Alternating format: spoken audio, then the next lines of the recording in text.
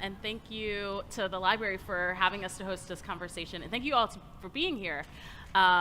We were joking earlier, it was like, this is the kickoff to Black History Month. And yes, we're going to start a few days early because it's the shortest month, so we can borrow from others. It's totally fine. Reclaiming our time. Reclaiming our time, exactly. I'm going to introduce our author, and then we're going to just have a conversation. And then we will also have time for audience questions, so let those start percolating. Helena Andrews Dyer is an award-winning culture reporter for the Washington Post, covering the intersection of popular culture, race, politics, and art.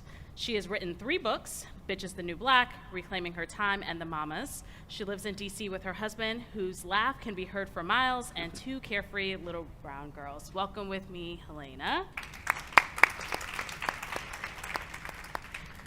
So as with any good book talk, let's just take a pulse check. How many of you have read The Mamas already? All right, we've got some folks out here. Okay, so for folks who haven't, we'd love for you to give us a little taste of what they will get in the book. So I like to read, this is from the introduction, and just inside baseball here, the introduction was the hardest part of the book for me to write because I was trying to figure out how I could tie in all of the different topics I wanted to cover and how I would explain the book to someone if I had to. So I always read this part of it because I think it sort of encapsulates what the book is about for those who haven't read it yet. For as long as I've been a mother, I've been on the hunt for mom friends, collecting ladies with babies like grown-up baseball cards.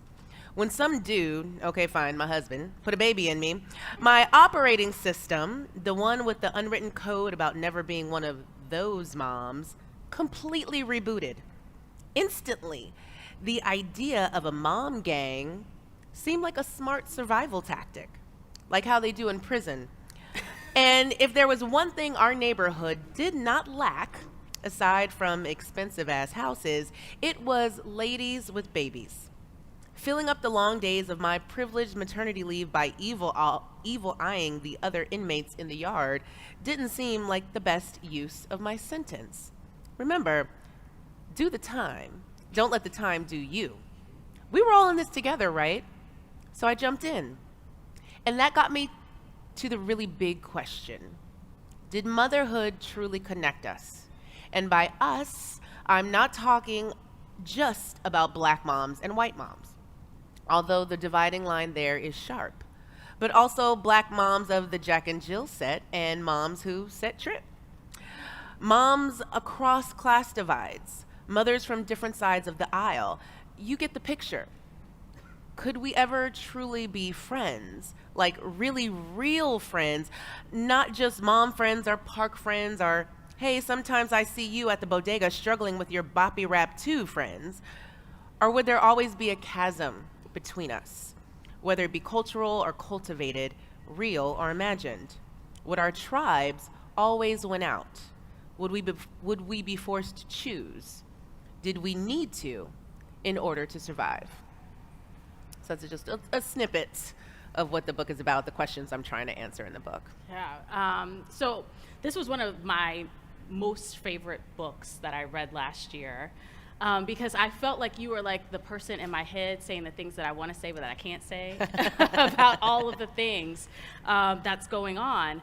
But, before we get into that even deeper, I think that we're having this conversation at just a very interesting time, not one that we necessarily, planned for. As Rich said earlier, the library is hosting an Emmett and Mamie Till exhibit here. Last night, the city of Memphis releases video footage of the death of Tyree Nichols in the city of Memphis. And all of these things are attached and connected to motherhood. Yes. In fact, I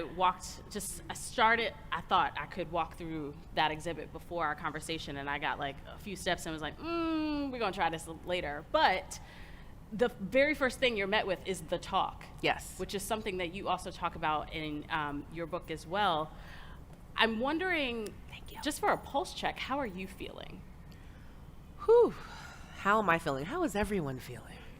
Right? in the book, there's a chapter in the book where I talk about the talk, right? And for those who don't know, the talk is the talk that we as parents of color have, usually with our black sons, but also our black daughters, about how to comport themselves when the police show up, when they undoubtedly show up, right? What they should do. And it is, I talk about it in the book because I had this moment when I found out I was having a daughter for the first time, and I burst into tears. It's making me weepy now. I literally burst into tears, and my husband was like, "Oh, I didn't know you wanted a girl so badly," and I was like, "Me neither." And I realized as I was writing the book, it wasn't so much that I wanted a girl; it was just that I was terrified of having a black son,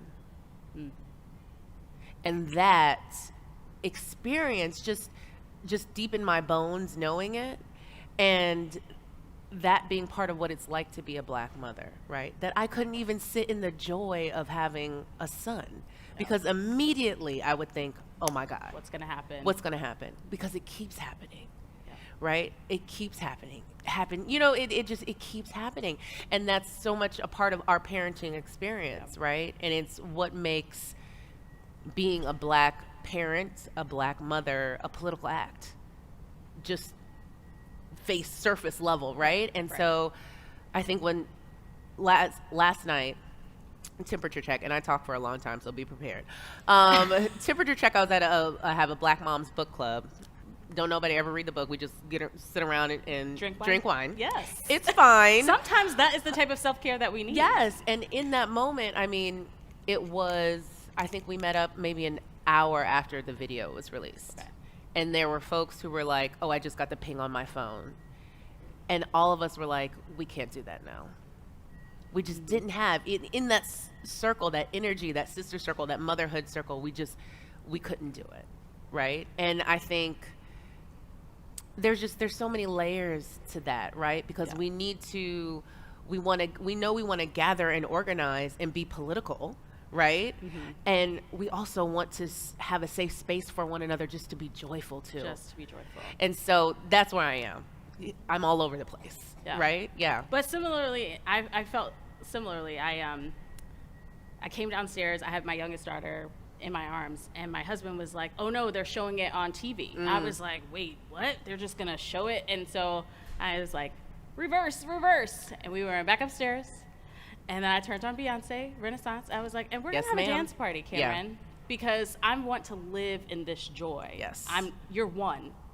We're not Yes. going there Right. at this particular point. Thank you for sharing that. Absolutely. But also, I think that goes a little bit to my next question. In your first book, Bitch is the New Black, which I read when I was a young staffer on the Hill. Yes, that's a perfect time to read that book. It was very much like giving Black Sex in the City in DC Yes. vibes. But also at that time, right, like I tell people, when the Obamas were in the White House, DC just felt different. it was a different vibe. Heads nodding. Folks were like, yes, child. We were at the park, child. Yeah. We were at 1223. It was a different. places that don't even exist now. No, they do not. But Honey, Republic Gardens, Oh. darling. It was a whole different time. and so and now in your third book, you also take a memoirist approach to your writing. And one of the things that I think is like that distinguishes a good memoir from some mediocre ones is the ability to be vulnerable in the writing, which I think you do very well in both. But was there anything that made you particularly nervous about writing this book and this particular topic? Yes. So I am a memoirist, right? I have two memoirs published, and then I wrote Reclaiming Her Time, which is a biography, and then I'm always thinking, right? I'm thinking of my next one already. And I would say with my first book, I was so young. Like I was 27 when I started writing it. I was a baby. Thought I knew lots, knew nothing. But at that point, it was just this like blah, blah. Like it was at the beginning of the like personal essay economy. And it was just like talking about your life. And no matter who got swept up in all of those stories, right? You're just going to say it all. And so I think with this book, literally started working on it 10 years later, and I have a whole husband, I have 2 children, and so the stories you tell about yourself, they touch on other people.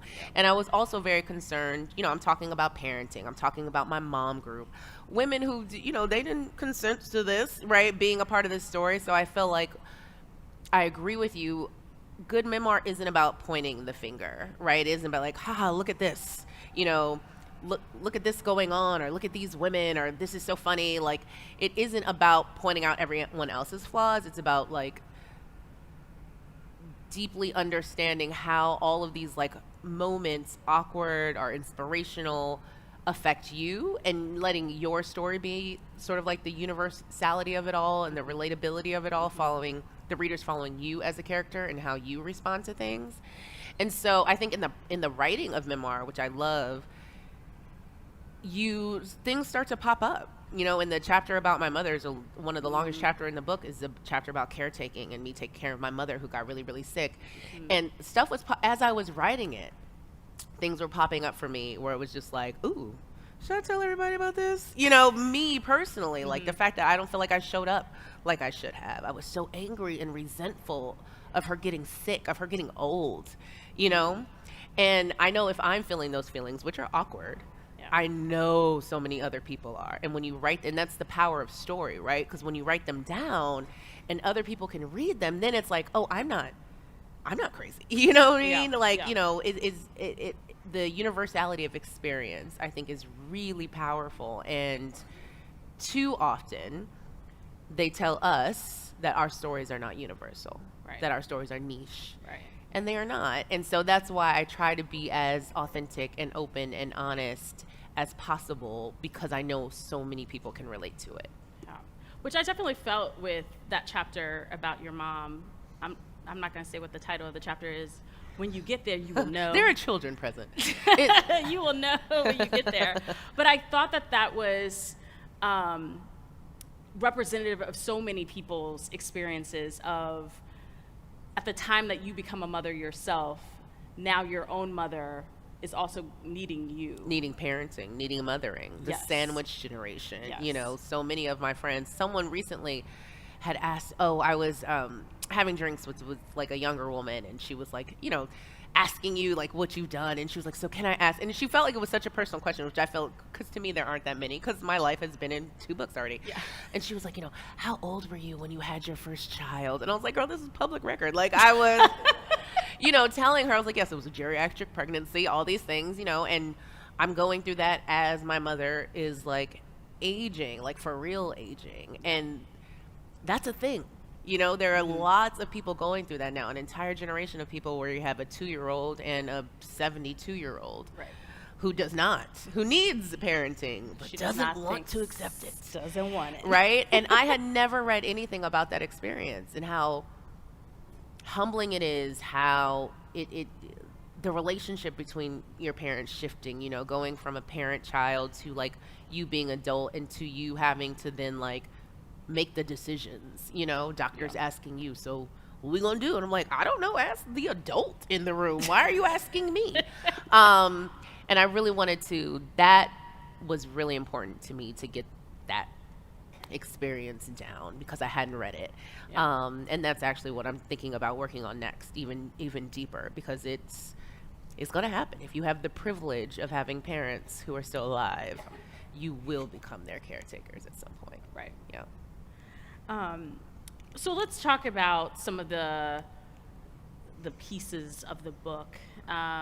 When you were first becoming a mother, you talk about learning all of the other world things, the Facebook groups, the listservs, the Mommy and Me classes, all of these things. Now, all of it was familiar to me because I'm also a young mother and I live here, but I'm curious, from your conversations that you've been having around the country, like, is this a DC thing, or do other people, like other It is cities? not a DC thing. It is very much a type A urban professional mom thing, and folks are laughing because that's you. And in the research in the book, because so the book blends obviously memoir, but also my journalistic, I put on my journalism hat and did research and talked to people. And I talked to a sociologist who explained to me this term that I hadn't heard before, but when I heard it, I was like, oh, that is me. It's called intensive mothering. And of course it's mothering, not intensive parenting, even though that does exist, but intensive mothering, where, and it's a very specific type of woman. She most likely has a master's degree, professional job. She's working all the hours, and so then when her kid shows up, right, it's like, oh, you are also this project that I need to work on. So what are the things we have to do? Baby music class, baby yoga, this, go to the library. I remember I was taking Sally to museums to look at art when she was 8 weeks old. And they're like, what are you doing? Why are you doing this? I'm like, this is important. Pick something up from the portrait gallery. Listen. Osmosis. All the things. So and it's called intensive mothering, and there's also another style of parenting that's bred out of it called concerted cultivation, where you're trying to cultivate your child's life like you would a bonsai tree to grow towards a specific goal, and the specific goal being that they are in a different social strata than you are, right? Because our generation is one of the first where it's not guaranteed, and it's never guaranteed for people of color, right, that your children will be the same socioeconomic status as you are, right?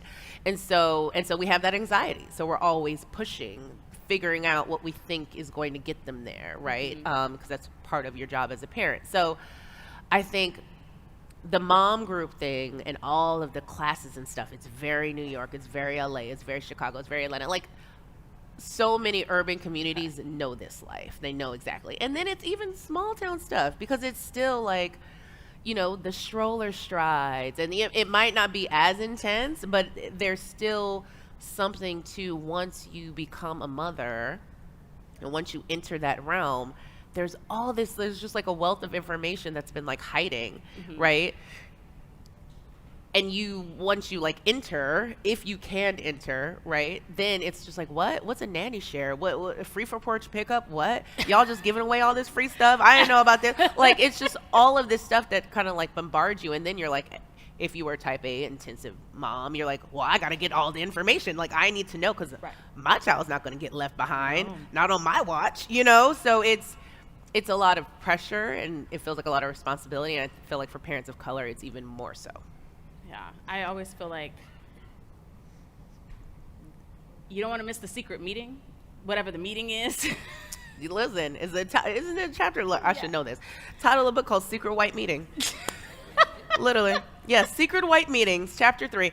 Because you look at it and you'll see, and this is also, again, universal of new motherhood too. It's you see new moms, especially, have you ever been you're by yourself, you're so you're most likely sleep deprived, you're just trying to get out of the house without spit up on you, and you stroll past the coffee shop and there's just 6 women there just drinking their lattes and breastfeeding their baby, and and it just looks so amazing as I tip this off, and it looks like they just they've got the choreography, yes, right, and that you missed the class, and that's, I hate that feeling. But let's talk about infiltrating this class, right? So with my first child, when I was on maternity leave, it felt lonely in my neighborhood.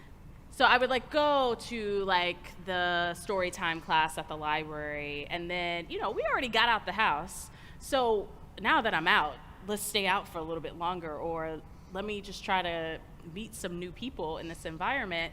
And interestingly enough, most of the women thought that I was the nanny. So they didn't want to engage in conversation. And then for the nannies, they were we got other things to do. You're not on the schedule. The nannies weren't rocking with you. The nannies don't have time for you. The nannies don't want to rock with you, and then the other women don't want to rock with you. And by other women, white women, right, usually, right? Yeah. And so you're just sitting there what am I supposed to do? Right. I want friends. I'm cool. It's this awkward dance of trying to make friends as an adult, which we all know is weird. Because you got, to me, I'm always just I swear, I'm cool. You want to hang out with me? Let's be friends. And you feel you're constantly having to introduce yourself, but you introduce yourself via the baby. Child. It's so strange. I'm always interested by the people who greet my children before they greet me. And I'm just because they don't know your name. That's why. I know, but they don't know her name either. Oh, the cheeks. Hi, I'm Christina. Nice to meet you. Well, yes, Like, I birthed this. Yes, absolutely. So you have clearly found friendship amongst what you call the Super Cool Mom group, Yes. which is an offshoot from the Facebook group. So many groups. So many groups. I am a mom group evangelist, I will say, even though I do find it quite awkward, and it was awkward for a myriad of reasons. Once I did, like, finding your tribe, I think Yeah. is so, so important, because it's like fun to joke around. Mom groups are so weird. They are. But especially in that, and I say especially in new motherhood, but now, my oldest is 5, I still need it, because I'm like, what am I supposed to do? I was just talking to a group today, and we're talking about how there's like this weird hormonal shift when they become 6, and now you get the attitude. I'm like, I'm sorry, I didn't know about that. Send me the article. Like, I want all the stuff. And so I feel like, for me, once I found my tribe, because there was this huge group, right, where it was like all this information, and I get in there and I'm just like, oh my God, this is just like information overload. And then within that group, we all had kids the same time. And then, of course, then we all had our second kids at the same time. So we're seeing each other all the time. And like, I picked out the moms in that group who were like my vibe, Yeah. but that took a long time. And another part of the book is about female friendship and interracial friendship, right? And I think, like I talk about, is this a real friend, not just a mom friend or a park friend or a playground friend? And I think the chasm there, or the wall there, that can be between interracial or different classes, is that there isn't trust, Yeah. right? It's like, can I really trust you? And I think that Black women of color, come to that relationship always quite guarded. Right.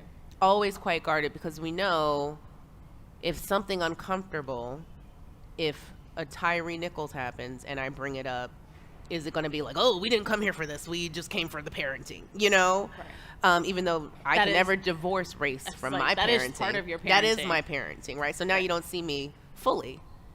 So can we really be friends? Right. And I think that's what it took time.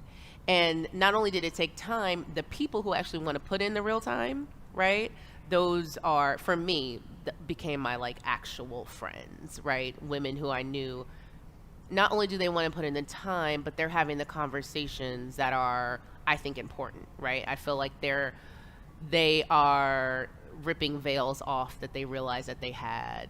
And so that their children, because the burden of raising children who know about this world and who are going to make it better should not be just on us, right? You know what I mean? It should be you teaching your child. There's a child in the book I call Racist Elsa, and I've had Now you need to tell them a little bit more about racist Elsa, because we'll get she's into 6. Racist Elsa, but like, She's 6. I've been at I've done book events, and a white mom came up to me afterwards, and she was like, yes, and we read your book in my mom group, and and it was all white moms. I don't want to say of course, but it was all white moms. And she said, and we're just asking ourselves, like, are we raising the racist Elsa? Like, is that our child? And it's a question I don't think she would have ever asked herself if she hadn't read my book.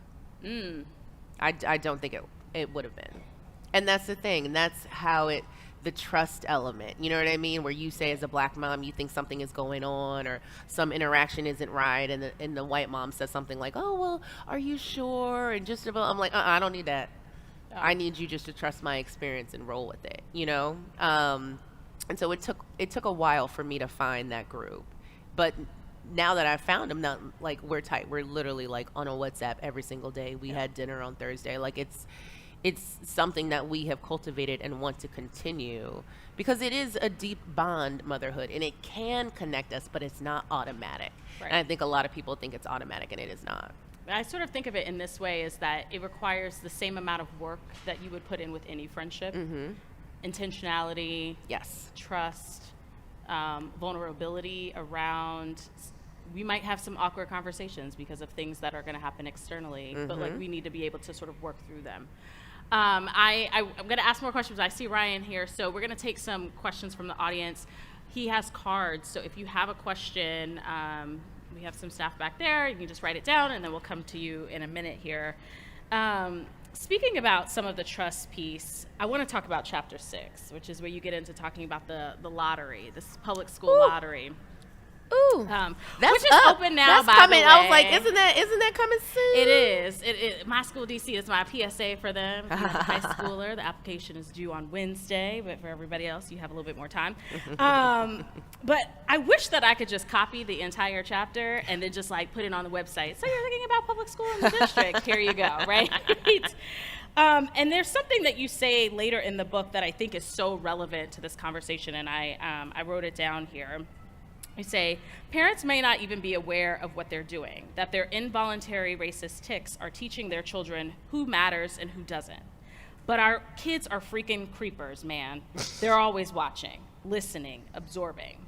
And I was thinking about this in terms of when I see families who will go with the neighborhood school for pre-kindergarten and then like abruptly bounce for more homogeneous spaces later. In terms of what that is sending as a message to your child around the other kids in that building. Yes. Talk a little bit about, for the folks who haven't read it, the tension in the group when the pre-K lotteries started to come to conversation. Well, it was one, the whole lottery thing is crazy. Let's all just like admit that. Like, let's start there, right? Like, it is nuts. It is stressful because we all want to do what's best for our kids. That's it. Like, we all want to do what's best for our kids. Right. And an actual study came out that was titled "Want to Do What's Best for Our Kids," and it talked about the fact that, and if anyone has listened to the New York Times Nice White Parent podcast, it's very similar. Just talked about the fact that what's best usually looks like what's whitest. But if you say that, people are like, oh, no, it's the test scores or it's the this. And it's like, is it really? Because I know at our neighborhood school, most of the teachers have been teaching for decades and we have all of this experience and the kids do well, So it's more than just that, right? It's more than just the surface level. But because of the way gentrification works, and because of the way class works, we have blinders on about that piece of it. And we just think, oh, I'm just doing what's best. Well, is what's best for your kid to be in an environment where it's just a bunch of other kids that look like them? Because what pops up from that is a racist cell. What pops up from that is another example in the book where, 5-year-olds are saying like wildly discriminatory things to one another, right? Because they are seeing what we're doing. They're not what we're saying, right? And everyone knows that, right. But it's so clear. It's like, yes, sure, you have a BLM yard sign in your yard, but you don't have any black friends, right? And I had to, and again, we talk about memoir and vulnerability, I had to turn that camera on myself as well when it comes to class, and have to be more mindful. And I talk about in this book about what am I telling my daughter about class? Because all her black friends are little bougie black girls, going to ballet class, and we had a spa birthday for her birthday at a hotel. Like, what am I saying to her? What am I showing her when it comes to who it's okay to really let in, as opposed to who it's okay to keep at arm's length? And again, the book, someone described it as a seeking book, and I was like, ooh, I'm stealing that. Because I'm like seeking the answers. I'll always be seeking the answers to these things. I don't have an answer for anyone, but as I'm trying to answer these questions for myself, it's working through some uncomfortable things, and all of that comes up when it comes to the school lottery. Because it's like, okay, well, this neighborhood was good enough to buy a house in, but you don't want to go to the school. Or when you do go to the school, you want to make all these changes that apply to your kid, but not all the other kids. Yeah. And it's uncomfortable for a lot of people to have those conversations. It really is. But they're necessary, because how we think about these things, how we think about them, how we live them out, our behavior, is how our kids are going to think about them at every moment, right? And so that chapter, I think, I wasn't sure I was going to write specifically about the lottery, but it was literally like happening in real time as I was interviewing a friend of mine who's in the audience about this book, and the study had just come out, and then it was just like, oh girl, did you read that study? Because everyone had read it. DC Urban Moms, man. DC Urban I Moms. don't know if any of you like have. Just, it's a whole thing. If you haven't heard of it, it's just Google it. Right. Or Oh, don't. yeah, or don't. Or don't. Or do not. But DC Urban Moms is just its whole other thing. And they pushed back. I remember when the study came out, they were not happy about it. Well, that's because we were showing a mirror unto themselves, right? Again, it goes to the view of like, well, we all just want the good things and da-da-da-da and blah, blah, blah. I mean, even just yesterday, someone reached out. They were like, I'm going through the public school, or, I'm going through the school process. That's how she started. And she says, I'm likely to go the private school route, but convince me why I should consider public schools. I'm like, well, if we already start in there. That is not my job. Go ahead and pay $30,000 for pre-K, because it's not going Exactly. Yeah. anything later is not even going to happen. But I want to pull a little bit from what we were talking about there in terms of a question that we got from the audience. They said, I'd like to hear your thoughts on the mommy divide among Black moms, Native Washingtonians versus new residents of the city.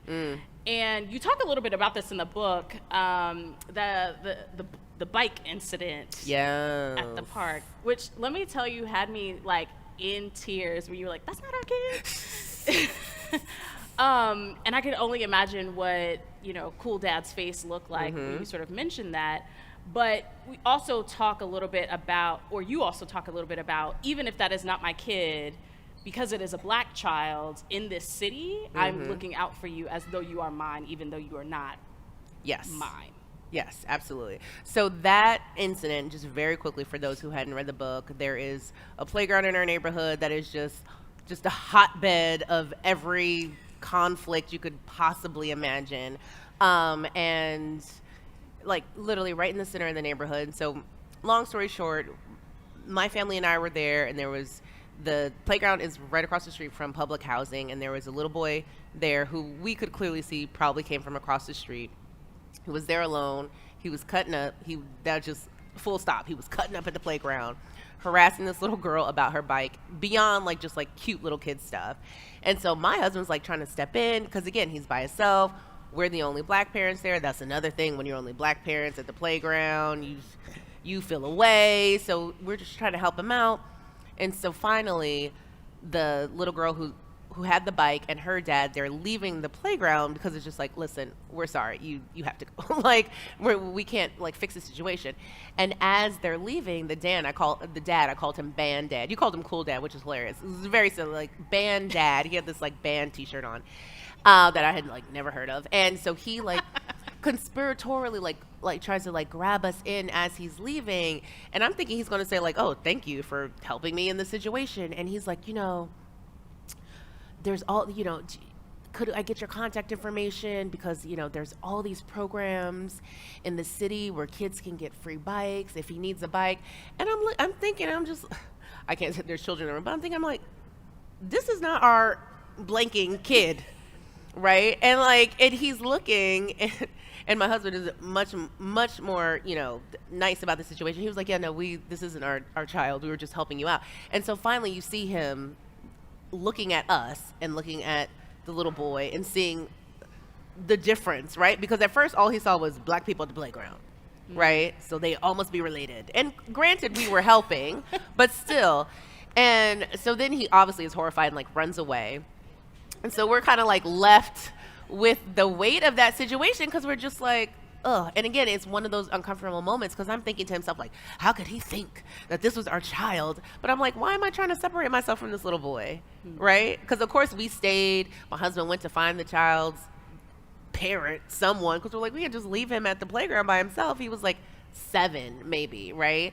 And so that situation happened, and it had me just thinking about class and race, and because I'm just like, I'm looking at Band Dad, I'm like, bro, I went to Columbia, I have a master's degree, like, go away, like all of that. But at the same time, I'm like, who cares about that stuff? I don't really. So that happened. And then at the same playground, not too long afterwards, another little boy was cutting up. I was there with my Black mom friends, right?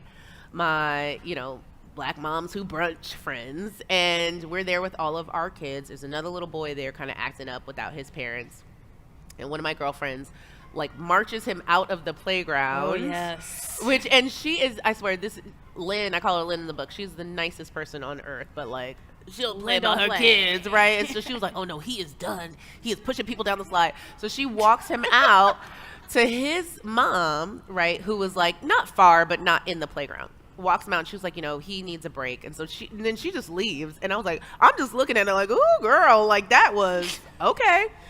So she goes away, and then the mom of the little boy who's been ejected comes over to me, and I was like, oh my God, I cannot fight. I don't know what this is about.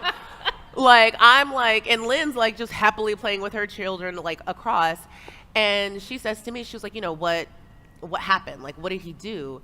And I was like, well, you know, I think he was just like being a little bit too rough with the other kids. Maybe he needed a break, blah, blah, blah. He was like swinging around a rope. He was doing some stuff. And she was like, yeah, okay, I get it. She was like, but this is a public space. And I was like, I agree with you. It is like, I don't know what to say here, right? Like, yeah. I'm like in this awkward situation. And then she says to me, she says, I would expect that of them, but not of us. And I was just like, ooh, am I the us? You know, am I the them here? She see me as a them, but we're an us? Like, it was this weird power dynamic that we don't, I think, that I am blind to, right? In the same way. Because she's probably, if we talk about native Washingtonians, she's been in the neighborhood, she probably grew up in that neighborhood, that we are gentrifiers too. We've had that conversation. I was like, ain't I a gentrifier? I'm not from here, right? I pay too much, and the rent is too damn high, like all the things. And she's looking in this space that is just like a carcass of gentrification. It used to be an elementary school that then got emptied out with the various flights from the neighborhood. Then they tore it down, built up this like fabulous little park around it. Finally, once the new people start coming into the neighborhood, and now she's there, and her son can't play in the park. Yeah, and he's been injected by the park by someone who looks like her. You know, putting myself in her shoes. And I was just like, girl, he can come back in it. Like, he can play. He can do all he wants to do. Like, I don't, you know, but I could see how she viewed me in that situation. And it's not necessarily how I want to be viewed. And what do I do about that is the thing. What do I do about that in the next interaction? I think that's also like the question around how does that even, how do we improve those types of friendships and relationships where we don't, you know, I'm not going to bump into you in a coffee shop, perhaps.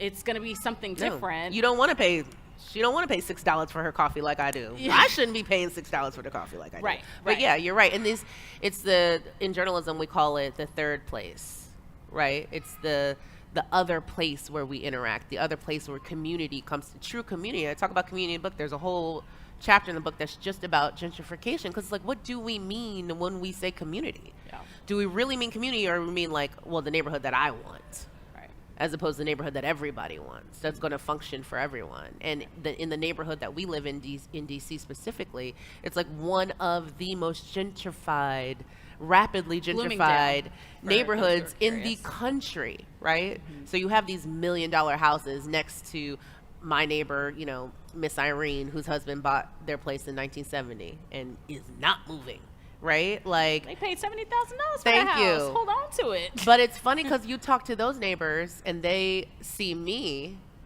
as not a gentrifier, right? So they see me and they're like, oh yes, all these other people. And I was like, we just got here 5 years ago, girl. Like, you know, like, yes, you're right. All these other people coming into the neighborhood, but that's me too, you know?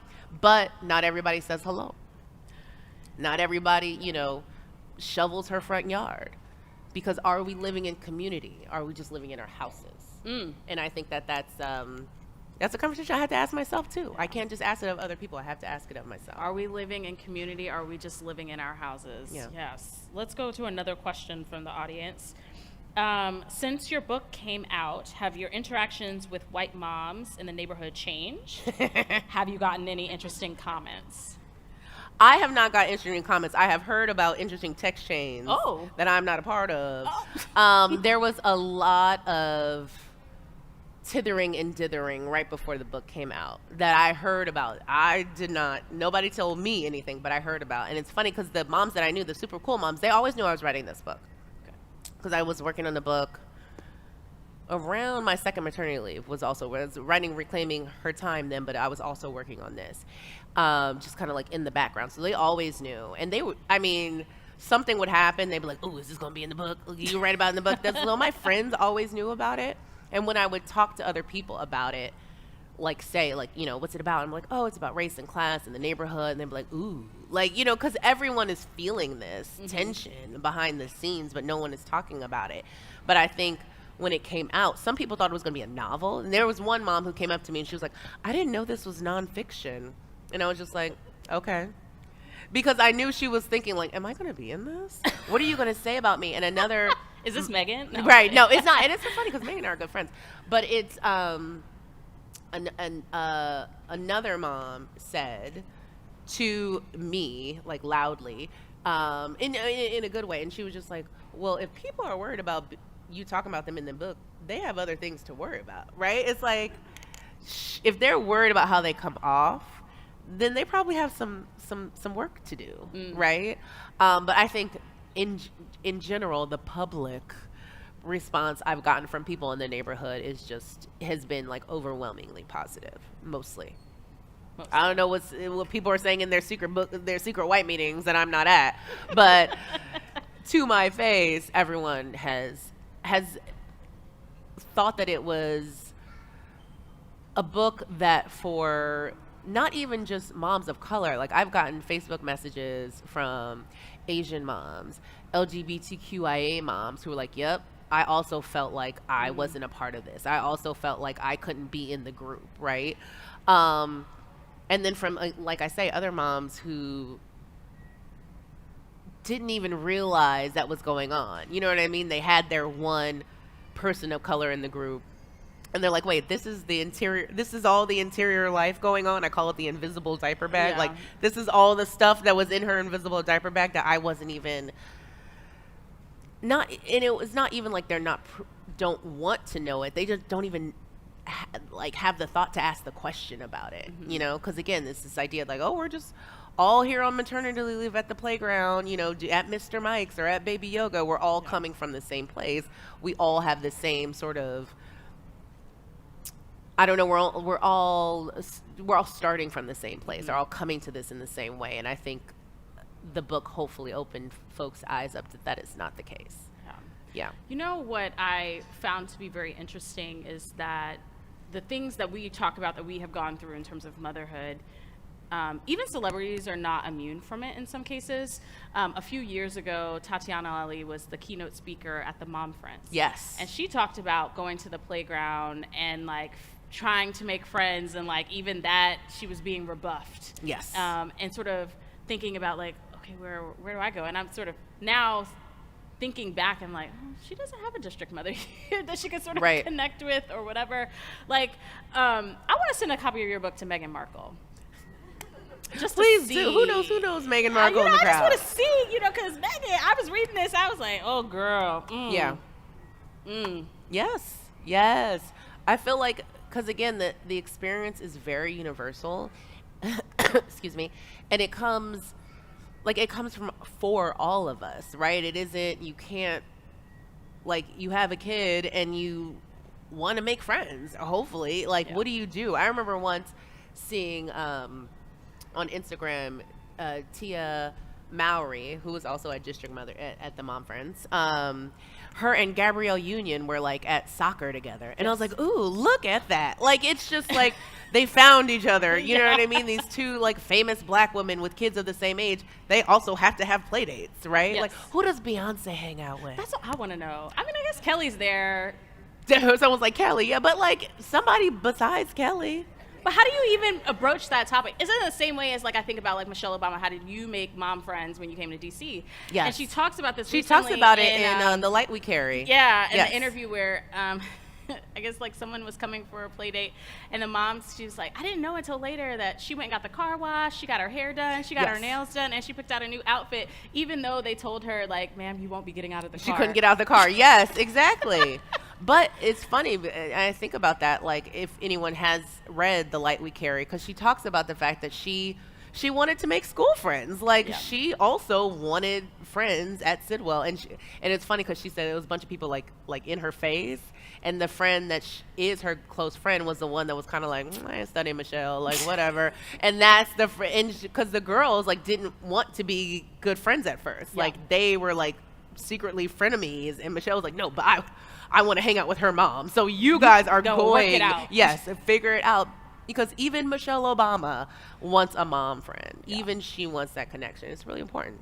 So, what do you hope as the biggest takeaway from this work? Ooh. You know, I think I steal a lot of stuff from people who's like send me their comments on the book on Instagram. And there was someone recently who just read the book and she was like 5 out of 5. I was like, yes, girl. And she was just like, what I love about the book is that it's not a book that teaches white moms about black moms. That's not what it's doing, or teaching them how to be an ally, right?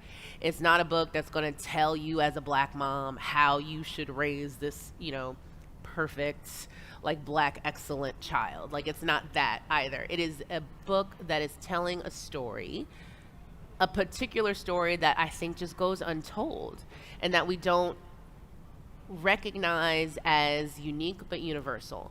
And I think for me, I'm a journalist, like stories are so important. Like adding this story to the canon of motherhood memoir is super important, right? That's one of the reasons why I wanted to write it, because I look at all the motherhood memoirs and that is a category, right? Yeah. It's just memoir, but okay, motherhood memoirs, and there aren't a lot written by black women, Asian women, LGBTQIA parents, right? And it's like these experiences are happening and we need to know them, not so that you can then like show up and say something woke to the other parent that you want to be friends with. Don't do that. But so that we can recognize that all of those experiences, they are in the soup of who our child is going to be, right? When we understand them, when we understand what different parents are going through, because their kid is a representative of that. So for me, it's just read it and get the story. Let the story sort of like wash over you as if a friend was telling it to you, as opposed to being like, what am I going to learn from this? Because you will learn something. Yeah. But I think you learn something just from anyone telling you their story. Yeah. Well, awesome. I mean, I definitely learned a lot, interweaving sort of the history, the sociology behind some of these things. I didn't know, intensive parenting was a terminology that someone had actually coined. I just assumed I was crazy. No, you thinking are not. like, oh yeah, I'm gonna put my 3-year-old in soccer. What? She's Girl, what? it is the organized toddler soccer is the worst, and we all do it, and nobody's listening. and we all do it, and we're all having a terrible time. Terrible time. It's cold. None of the kids it's aren't even early, having fun. It's But all we the gotta things, do it. But we're gonna do it, right? And swim lessons and ballet God. class and Hunger all of these Games, different things. yes. But I do feel like for some of my white friends who've read it, their understanding of how I think black parenting is also a curation too, right? As you say in the book, right? It can't just be the ballet class. It has to be the ballet class with other brown girls with a black teacher and Yes. da da da and a blah blah blah. It's a lot of extra. It's a lot of invisible labor.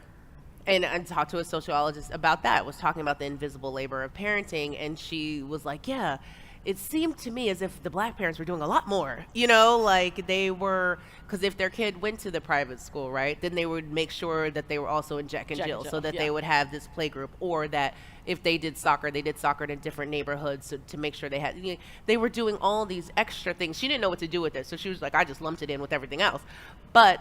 There are so many sociologists now. It's like, no, that's separate. That is a separate thing that parents of color are doing, and it's not just black parents. It is, the immigrant parent who's also like, okay, when I was in high school, I went to school in Koreatown in Los Angeles. Like all my Korean friends were in Korean school on Saturday, right? Like, because their parents were like, oh, no, you are going to speak Korean. You're going to, like, it's all these extra things that we're doing to make sure that we give our child as much of an experience to where for me, it's that our girls, there is no place in the world that they don't see themselves, that they don't feel comfortable and confident. Like, oh, I got this. Like, no, ballet, of course, ballet is for me. Like, of course, robotics camp is for me. We're not doing that because I don't like math. But you know what I mean? It's like all of the things. But it is Sally a or lot Robin of could be really good at math. curation. No, oh, Sally, like, she told me today she liked math. I was like, ooh, girl, where'd you get that from? Dad. Yeah, yeah. But anywho, it is a curation, and it is extra work.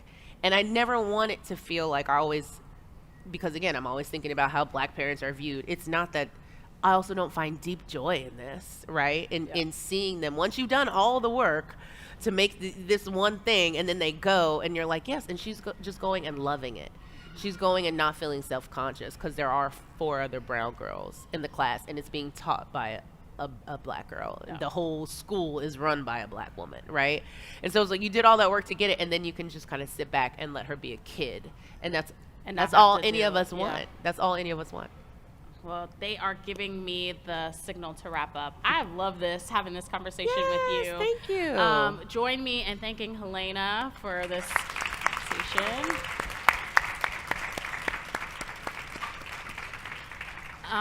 Thank you all so much. I think Ryan is going to provide some instructions in terms of what happens next to pick up the book if you haven't, and I think you're going to do some signs. Yes, absolutely. Awesome. Well, thank you so much again. Thank you all.